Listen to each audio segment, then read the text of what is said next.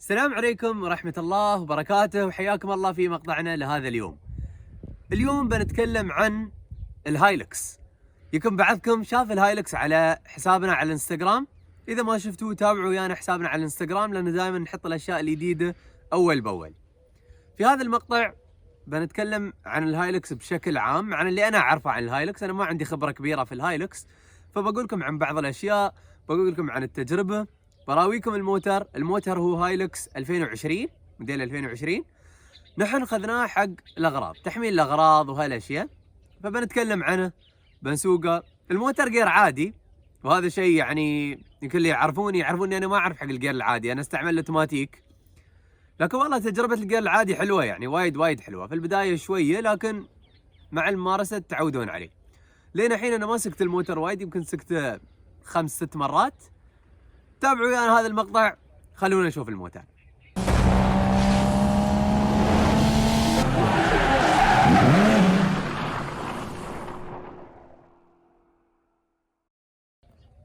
هذا هو الهايلكس من برا، ركبنا عليه وراها الحدايد على اساس ان حق الاغراض. حتى لو تشوفون داخل مركبين اللي هو الاسود نفس اللي عندي على الجمس. هذا من اوريدي حاطين فيه ثلاجة، مسرع ما شاء الله. زين، هذا الهايلكس من ورا. نفتح البونيت نراويكم. هذا البونيت، الله يعز الجمس كنت اودره يتم، هذا يطيح 2020 المفروض خلاص ما يطيح. زين، هاي ماكينة الهايلكس. والله كم بيني وبينكم بعد ما اعرف. ما شاء الله نظيفة حينه، يعطوه كم من يوم.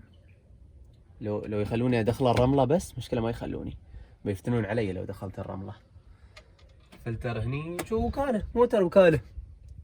انا اشوف ما شاء الله اخواننا في السعودية مركبين عليه توربو، اللي مركب سوبر، ما شاء الله الاشياء اللي مسوينها يعني ما شاء الله عليهم.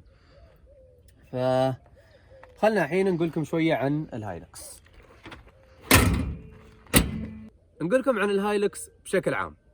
الهايلكس عندنا نحن في الامارات ما يستخدمونه وايد الشباب، يعني اكثر شيء بتلاحظون يستخدمونه حق العزب، يستخدمونه العمال، تحميل اغراض. هاي استخدامات الهايلكس عندنا نحن. يعني انا ما اعرف ولا مكان يزود هايلكس، بيني وبينكم في الامارات ما اعرف ولا مكان. بس ما شاء الله في السعوديه، خاصه في السعوديه، لاحظنا ان اخواننا وايد يستعملون الهايلكس وتزويداته في البر وتقطيع، فما شاء الله عليهم يعني. بس عندنا نحن الموتر مو معروف بهذا الشيء.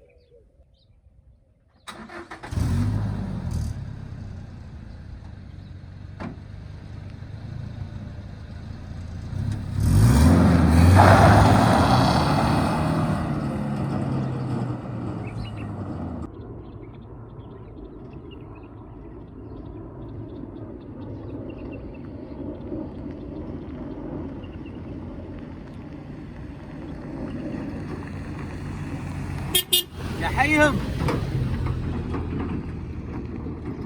خلني اراويكم الهايلكس من داخل. زين، هذا هني بداية حاطين لنا سيفتي. شوفوا حتى الهايلكس يعرف السيفتي، عنده اسعافات اولية. هذا الموتر من داخل، خلني اراويكم لحظة.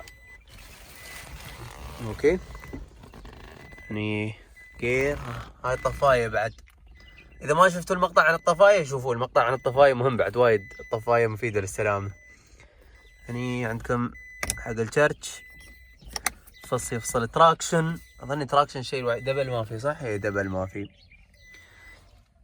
هذا تاتش سكرين، ما اعرف عاد قبل كيف كان، بس هذا تاتش هني. هذا الموتر من داخل. على ايام الجمس كنت اذا برفع الجامة خلصنا. الحين هني لازم اسوي رياضة. والله واحد اثنين ثلاث جولات. ايوه لياقة ما شيء، وين اجلس ارفع جامة ابدا الرياضة خلاص. زاد الحزام طال عمرك اهم شيء. الحزام، خلنا نقول لكم عن الحزام. زين، صح، الحزام خاصة انا ما اعرف اسوق عادي عدل، الحزام جدا مهم. لكن نحن للاسف عندنا ثقافة في البلدان العربية خاصة ان الحزام مال يهال، مال دلع، الحزام أداة امان. واذا بتلاحظون حتى اغلب المقاطع الاجنبية اللي بتشوفونها بتلاحظونهم رابطين حزام، واللي يتسابقون رابطين حزام. احترافيا الواحد لازم يربط الحزام. ليش؟ لان سلامتك اهم عن كل شيء، اهم عن الموتر، اهم عن الحركه اللي بتسويها، اهم شيء سلامتك، فهذا اقل شيء تقدر تسوي. فنحب نربط الحزام ونقول بسم الله. دوس الكلتش، شغل الموتر، شغل الموتر. اشتغل؟ اوكي اشتغل. غير خالي. نزل الهند. الله الجمس كان الهند تحت، الحين هني ردينا على الهند اللي فوق. يلا بسم الله، نعش قفل واحد. قول بسم الله. ايوه ما فصل. لا خلاص تعودت عليه. تعودت عليه. هذا جير 2.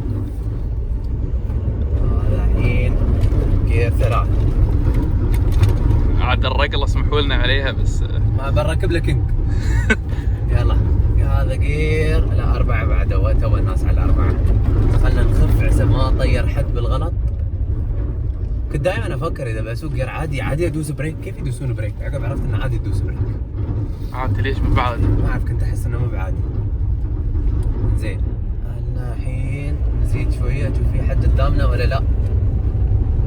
يلا ايوه يلا هدي اوكي الحين قدام يلا جير 4 بس خلنا تكسرنا والله. يباله كينج لقعه وبس كينج يباله وايد اشياء. يلا بسم الله. يلا الحين نروح جير 3. هذا جير 4. بسم الله. اوبا شو ها خلني اطلع، كسرت الموتر. الحين حسيت الحين. والله لو درب يفتنون علي. رودريوس نكمل. الحين براويكم شارع من شوارع لندن في الخوانيج. هذا من الشوارع اللي حلوه، يعني هو مثل نزله والشيارع على اليمين واليسار حركات. فخلنا نشوف وياكم. والله تونا اللي نشوفه مرتب يعني. الحين ان شاء الله على النزله بتشوفون. يلا بسم الله. يلا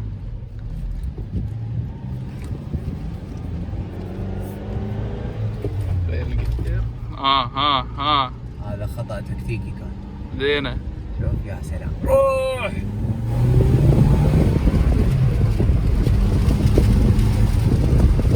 يلا خلاص. هذا هو شارع لندن، شارع اوكسفورد. هذا شارع قصير بس احسن من ولا شيء يعني. ايوه. قبل كنا نيها البقعه لون اخضر ما شيء، كان كل لون اصفر ومغبر بعد، رمله مغبره ما ادري. الحمد لله طاح المطر، الارض نبتت يعني. باختصار هذا كان مقطع الهايلكس. قيمه الموتر تقريبا 78,000 درهم اماراتي، يعني هو تقريبا نص سعر الجمس. ف شوفون يعني يسوى. الجمس تقريبا 150,000 140,000، الهايلكس باواخر السبعينات، اواخر 70,000 يعني. فموتر جيمته حلوه. اعطونا تعليقاتكم، ارائكم، شو رايكم في الموتر؟ اللي مجربين الهايلكس يقولوا لنا شو رايهم، هل قارنتوه مع الجمس؟ هل تحبون الموتر؟ ما تحبون الموتر؟ شو تجربتكم مع الموتر، مع الهايلكس هذا؟ شو احساسكم في سواقته، في استخدامه، في المكان اللي انتم ساكنين فيه، في بلادكم؟ شو استخدام هالموتر؟ هل يستخدمون للتزويد ولا بس نفس الشيء تحميل اغراض؟ بنطلع للاراء والمشاركات اللي بتشاركونا اياها. لا تنسون اللايك والسبسكرايب. عندكم اي اسئله، اي استفسارات، اكتبوا لنا اياها وان شاء الله برد عليكم. بعضكم طلب منا مقطع الجير العادي، بعدنا ما سويناه لان احنا الحين ياسين نتعلم على الجير العادي، فان شاء الله من بنتعلم عليه بنسوي لكم مقطع عن الطريقه الصحيحه للقياده بالجير العادي. الله يحفظكم. السلام عليكم ورحمه الله وبركاته.